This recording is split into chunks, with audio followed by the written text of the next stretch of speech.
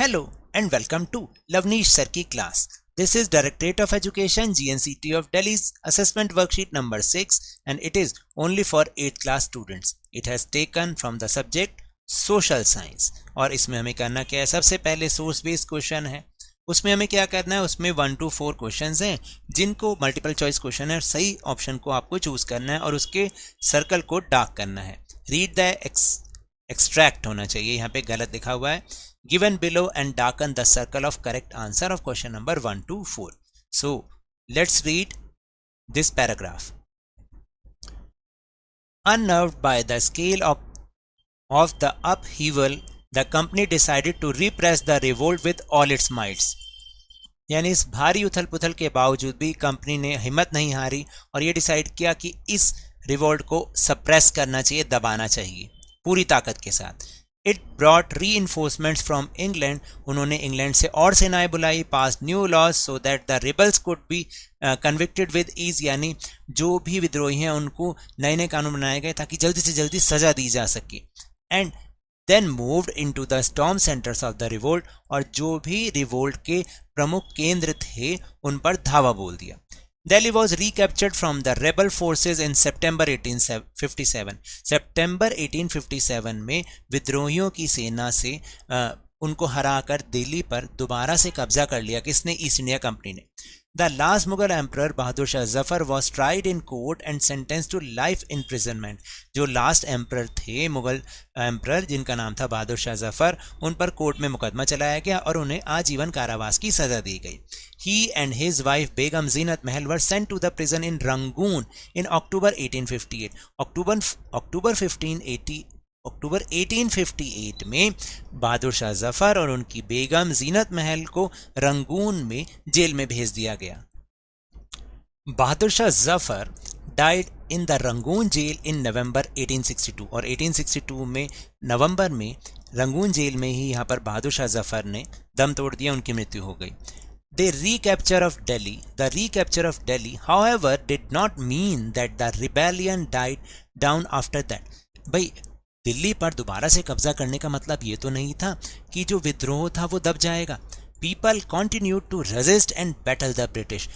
जो लोग थे वो विद्रोह करते रहे और अंग्रेजों के साथ लड़ाइयाँ लड़ते गए. The British had to fight for 2 years to suppress the massive forces of popular rebellion.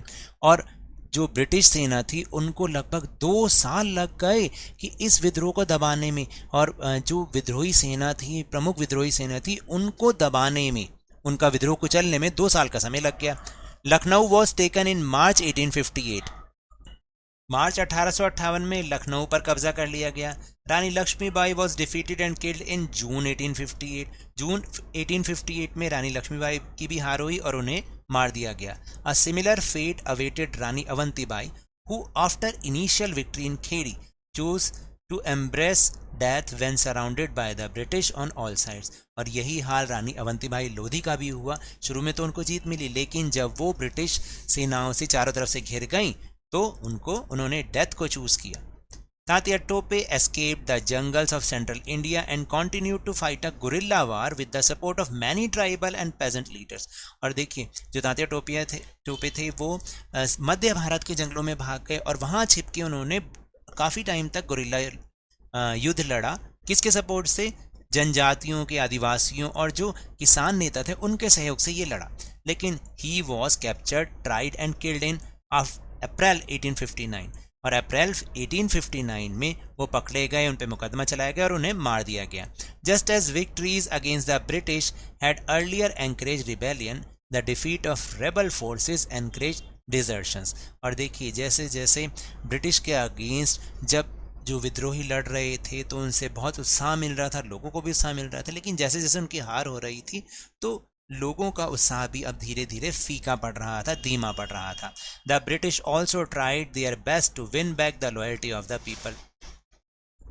और अब जो ब्रिटिश थे वो दोबारा से जनता का विश्वास हासिल करने के लिए तो अब अपना वो बेस्ट से बेस्ट कर रहे थे. Now will move on question answers. Where was Bahadur Shah Zafar exiled after arrest. उन्हें कहाँ पर जेल भेजा गया था बहादुर शाह जफर को? अंडमान में, रंगून में, लंदन में या फिर सिंगापुर में? Right answer is Rangoon. Second is who among the following continued to fight guerrilla war with the support of tribal and peasants? कौन लड़ रहे थे गुरिल्ला वॉर? रानी लक्ष्मीबाई, बहादुर शाह जफर, रानी अवंतीबाई लोधी या Tantia Tope? Right answer is Tantia Tope. Third is why was the Bahadur Shah Zafar tried in the court? Bahadur Shah Zafar पर मुकदमा क्यों चलाया गया? Because the being Mughal ruler, या फिर due to support given to the rebels of 1857 यानी 1857 के विद्रोहियों का साथ देने के लिए, फॉर सपोर्टिंग ब्रिटिशर्स को सपोर्ट करने के लिए, या none of this? Right answer is B. उन्होंने 1857 के विद्रोहियों का साथ दिया था. फिर question number 4, who was the last Mughal ruler? Last Mughal ruler कौन थे? औरंगजेब, बाबर, बहादुर शाह जफर और Akbar?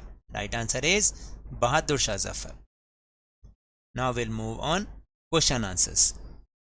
Question number 5, what was the reason for sipahi revolt in Barrackpore? Barrackpore में सिपाही विद्रोह का क्या कारण था? देखिए, the reason for sipahi revolt in Barrackpore was the introduction of the new Enfield rifle to the British Indian army. यानी ब्रिटिश इंडियन आर्मी में जो एक नई एनफील्ड राइफल आई थी, ये उसका एक कारण था सिपाही रिवोल्ट का, क्योंकि to loaded the sipahi had to bite off the ends of the grease cartridges that held the gunpowder for the rifle. यानी जो उसके कारतूस होते थे ना, उनको जो उसका ऊपर का जो हिस्सा होता था, उसको उनकी वो चर्बी वाला होता था और उन्हें अपने मुंह से उसको काटना पड़ता था, छीलना पड़ता था. तो this was the reason. Question number 6, why was Rani Laxmibai against the Britishers? देखिए, Rani Laxmibai the Jhansi of Rani fought back against the Britain's plans to annex her kingdom in the 1850s and became an icon of freedom in India. जो रानी लक्ष्मीबाई थी वो किस लिए against थी? क्योंकि जो Britain का प्लान था, क्या प्लान था? कि उनके किंगडम को अपने राज्य में मिलाने का 1850s में. तो ये मेन इसके कारण ही वो उसके अगेंस्ट थी एंड वो उनके खिलाफ लड़ी and became the icon of freedom in India, और वो स्वतंत्रता का प्रतीक बन गई. फिर question number 7, Y was the subsidiary alliance impose on Awadh? Awadh पर ये जो सब्सिडरी अलायंस वाली जो पॉलिसी थी वो क्यों थोपी गई? देखिए, after the victory in the battle of Buxar, Buxar की लड़ाई में जीत के बाद the company's spirits increase further, जो कंपनी के हौसले थे ना और ज़्यादा बढ़ गए थे. And then Britishers felt that the soil of Awadh was very good and for cultivation of indigo and cotton. यानी नील और जो कपास की खेती के लिए ब्रिटिश जो अवध की सॉइल थी वो बहुत अच्छी थी. तो ब्रिटिश ऐसा सोचते थे, तो इसलिए उन्होंने सब्सिडरी अलायंस उसको ऊपर इम्पोज कर दिया, उसको थोप दिया. Then question number 8, what efforts were taken by the British East India Company to suppress the revolt of 1857? यानी 1857 के रिवोल्ट को दबाने के लिए ब्रिटिश ईस्ट इंडिया कंपनी ने क्या क्या किया? देखिए, उन्होंने क्या क्या किया. The British East India Company brought reinforcements from England, यानी इंग्लैंड से उन्होंने और सेनाएं बुलाई. It pass new laws so that the rebels could be convicted with ease, जो नए कानून बनाएगा और विद्रोहियों को ताकि आसानी से सजा दी जा सके. Then moved into the storm centres of the revolt, और जो विद्रोह के मुख्य केंद्र थे उन पर धावा बोल दिया गया. Then Bahadur Shah Zafar agreed to lead the revolt of 1857, and 1857 के विद्रोह को लीड करने के लिए बहादुर शाह जफर राजी हो गए. What was the impact of this news on the revolt? विद्रोह पर इस खबर का क्या असर पड़ा? देखिए, Bahadur Shah Zafar support to the rebellion boosted the moral of the people and the ruling families, यानी जो रूलिंग फैमिली से शासक थे और जो लोगों का उनका मोरल और ज़्यादा अप कर दिया इस खबर से, मतलब और ज़्यादा वो उत्साहित हो गए. And they became united to fight the British authority with double spirit. ठीक है, और वो दुगनी स्पिरिट से, दुगनी उत्साह से वो लड़ने के लिए एकजुट हो गए. People of the towns and the villages rose up in the rebellion and rallied around local leaders, zamindars and chiefs, और जो लोकल लीडर्स थे, जमींदार थे, चीफ थे, उनके साथ वो जो गांव और शहरों के लोग भी इकट्ठा हो गए. Now last question, what were the results of the revolt of 1857? Explain briefly. 1857 revolt के क्या रिजल्ट हुए? द मेजर इम्पैक्ट भी लिख सकते हैं, रिजल्ट भी लिख सकते हैं आप यहाँ पर. The major result was the introduction of Government of India Act which abolish the rule of British East India company.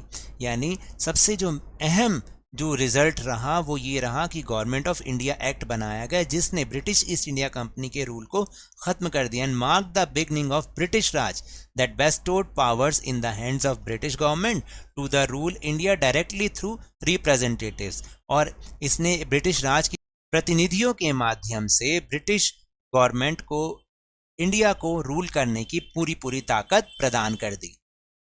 So now that's all for this worksheet. मिलते हैं नेक्स्ट वर्कशीट में। Till then good bye.